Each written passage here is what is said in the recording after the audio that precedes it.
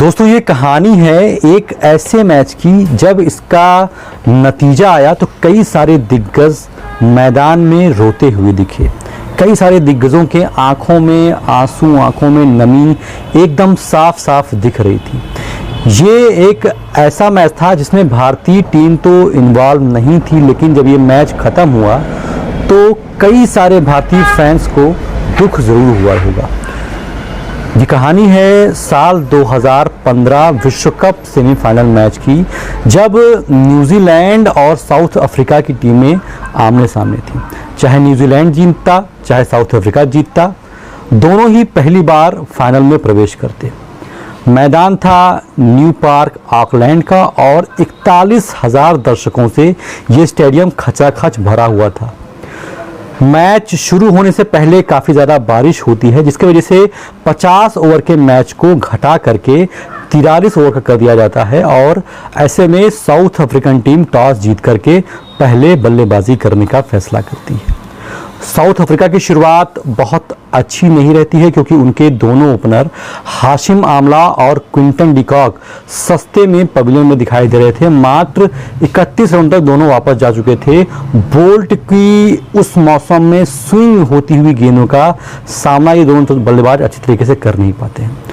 उसके बाद मैच धीरे धीरे आगे बढ़ता है और निचले क्रम में फाफ डू प्लेसी के अलावा David Miller, Rossouw, AB de Villiers ने अच्छी और उपयोगी पारियां खेली, जिसकी वजह से साउथ अफ्रीकन टीम 43 ओवर में 281 रनों का एक विशाल स्कोर खड़ा कर सके। मैच की अगली पारी शुरू होती है। न्यूजीलैंड की तरफ से ओपनिंग करने के लिए आते हैं ब्रेंडन मैकुलम और गुप्टिल, और मैकुलम ने अपने नाम के हिसाब से बल्लेबाजी करनी भी शुरू कर दी। मैकुलम ने ताबड़तोड़ शुरुआत दी, ताबड़तोड़ बल्लेबाजी की, चौके छक्कों की झड़ी लगा दी और स्कोर 6 ओवर में 70 रन पहुंच गया।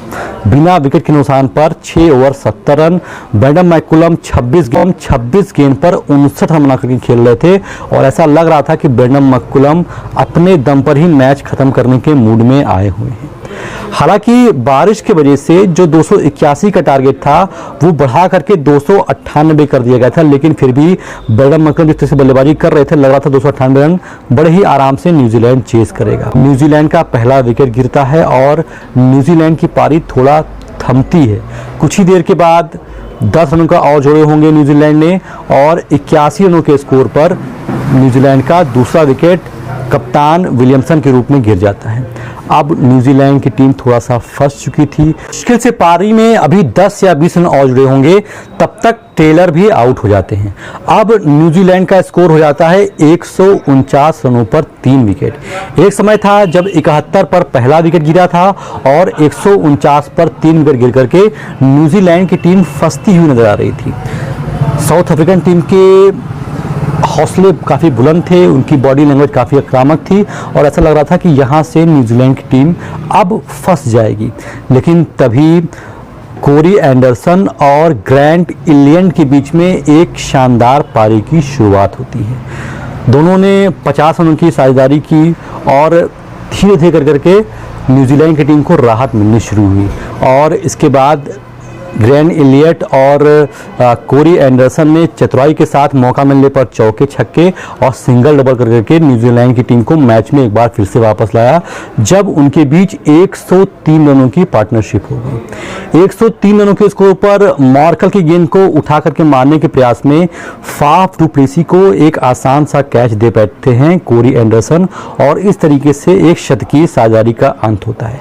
जब इस कैच को फाफ डू प्लेसी ने पकड़ा तो उनका रिएक्शन कुछ ऐसा था जैसे वो बहुत ज़्यादा सुकून का एहसास कर रहे हैं और उस कैच को पकड़ने के बाद न्यूजीलैंड की टीम थोड़ा सा फंसती नजर आई और एक बार फिर से साउथ अफ्रीकन टीम मैच में वापस आती है। अब मैं आपको मैच के मेन मोमेंट की तरफ ले चलता हूं, जब मैच एकदम से फंस चुका था। न्यूजीलैंड की टीम को जीतने के लिए 15 गेंदों पर 25 रन चाहिए थे। मार्कल की एक गेंद को लेग साइड पर टहलाकर डबल भागने के चक्कर में हल्का सा इलियट फंसते हैं, गेंद रूसो उठा करके थ्रो करते हैं, गेंद कीपर क्विंटन डिकॉक ढंग से कलेक्ट नहीं कर पाते हैं और एक आसान सा run out south African team ने वहां पर मिस कर दिया। अगर वो run out south African team कर लेती तो साउथ अफ्रीका मैच पर हावी हो जाती, लेकिन एक आसान सा रन आउट साउथ अफ्रीका ने उस जगह पर मिस किया।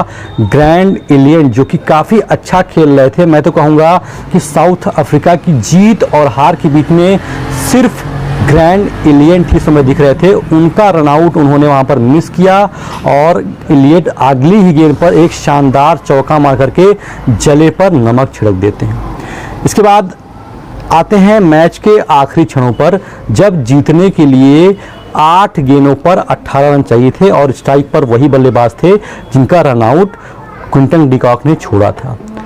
मार्कर गेंदबाजी कर रहे थे और आउट हल्की सी इनके गेंद के आर्क में आती है, हट करके रूम बना करके इलियट शॉट खेलते हैं और वो चौके के लिए जाती है। अब जीतने के लिए 7 गेंदों पर 14 रन चाहिए थे और स्ट्राइक पर थे ग्रैंड इलियट। एक बार फिर से गेंद उनके पाले में थी, उसको उठा करके मारने के चक्कर में गेंद हवा में जाती है। इस बार गेंद हवा में थी।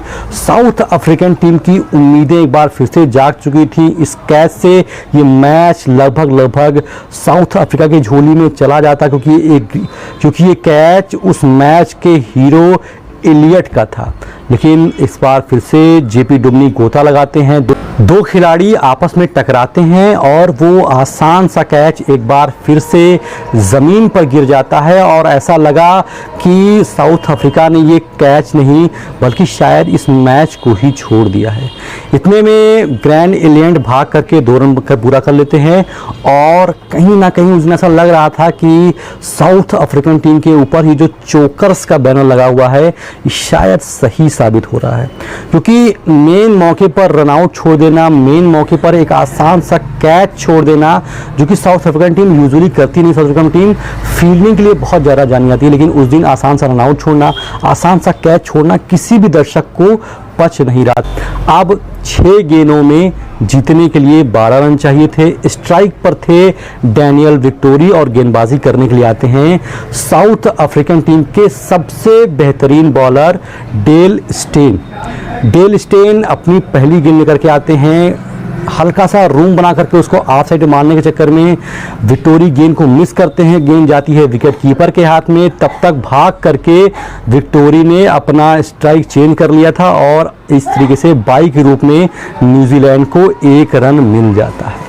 स्ट्राइक पर आ जाते हैं ग्रैंड इलियट और एक बार फिर से साउथ अफ्रीकन टीम की धड़कनें बढ़ जाती हैं। जीतने के लिए 5 गेंदों पर 11 रन चाहिए थे। डेन स्टेन एक बार फिर से अपनी रफ्तार के साथ गेंदें करते हैं। गेंद हल्का सा लो फुल टॉस रहती है, ऑफ साइड पर मारना चाहते हैं। गेंद फील्डर से 1 फीट आगे गिरती है। गेंद को फील्ड करते इतने में इलियट ने 1 और रन ले लिया था।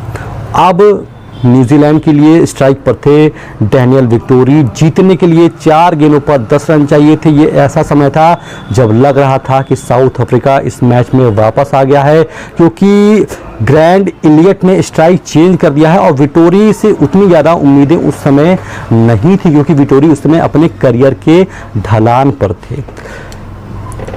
गेंद ऑफ साइड में ऑफ स्टंप जड़ में रखने की कोशिश में गेंद यॉर्कर रहती है और उस पर पीछे हटकर अपना बल्ला लगाने में विक्टोरी सफल होते हैं। गेंद बहुत तेजी से भागती हुई सीमा रेखा को पार कर जाती है। फील्डर डाइव मारते हैं, गेंद को पकड़ नहीं पाते हैं और ये चौका नहीं, जैसे एक प्रकार का थप्पड़ था हर साउथ अफ्रीकन फैन के लिए, जिसे उम्मीद थी कि शायद विक्टोरी को यहाँ पर आउट किया जाए या फिर गेंद को डॉट कराई जाए। विक्टोरी ने वहाँ पर चौका जड़ दिया था और अब न्यूजीलैंड की टीम को जीतने के लिए 3 गेंदों पर 6 रनों की आवश्यकता थी। एक बार फिर से डेन स्टेन अपनी गेंद लेकर के चलते हैं। गेंद को एक बार फिर से हल्का सा गुडलैंड रखते हैं, पटक के रखते हैं। विक्टोरी उसको मारना चाहते हैं। गेंद और बल्ले का संपर्क फिर से नहीं होता है। गेंद पहुंचती है कीपर के हाथ में।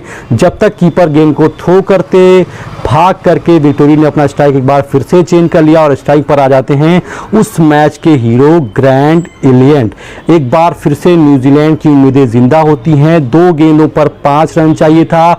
इस मैच में अब कुछ भी हो सकता था, लेकिन सबसे बड़ी राहत की बात थी न्यूजीलैंड के लिए, क्योंकि उनके सुपरस्टार ग्रैंड इलियट स्ट्राइक पर थे।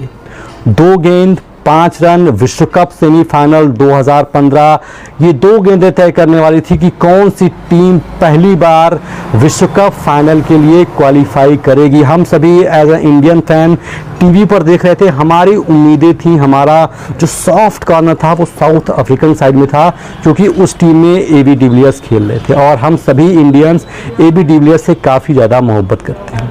2 गेंद में 5 रन, एक बार फिर से अपनी गेंद को लेकर के चलते हैं। मॉर्ने मार्कल ऑफ साइड पटक कर रखते हैं, एलियन थोड़ा सा पीछे जाते हैं और गेंद को हिट मारते हैं। गेंद और बल्ले का इतना शानदार कनेक्शन हुआ कि जब गेंद पड़ती है एक टक की आवाज़ आती है, गेंद हवा में रहती है। हम सभी टीवी पर मैच को देख रहे थे, हमें लगा कि ये कैच हो जाएगा, लेकिन उस गेंद ने सीमा रेखा को पार कर दिया। वो गेंद छक्के के लिए चली गई और जैसे ही छक्का गया, ग्रैंड एलियन ने जश्न मनाना शुरू कर दिया। उन्होंने अपने बल पर इस मैच को जिता दिया था। उन्होंने अपने बाजुओं के बल पर न्यूजीलैंड की टीम को पहली बार क्वालिफाई करवा दिया था विश्व कप फाइनल के लिए। उन्होंने अपने बल पर कई सारे दिग्गजों के सपने को तोड़ दिया था। उसके बाद देखा जाता है कि ग्राउंड पर मॉर्ने मार्कल के आंखों में आंसू दिख रहे थे, एबी डिविलियर्स रोते हुए पाए गए थे। ये एक ऐसा इमोशनल लम्हा था जिसे जब हम हिंदुस्तानी ने देखा तो हम सबको भी मन में एक दुख हुआ कि इतना महान खिलाड़ी जो पहली बार विश्व कप फाइनल में पहुंच सकता था, एक छक्के ने, एक गेंद ने उनके इस सपने को तोड़ करके रख दिया।